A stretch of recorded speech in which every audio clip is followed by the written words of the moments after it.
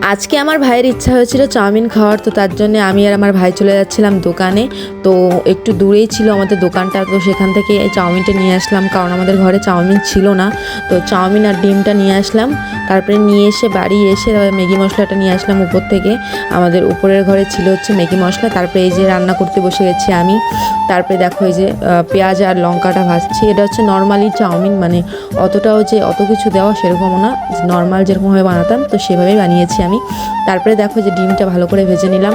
আর তোমরা কে কে চাউমিনে হলুদ খেতে পছন্দ করো অবশ্যই জানিও। হলুদ না দিলে সাধারণত আমার ভালো লাগে না, কেন জানি না।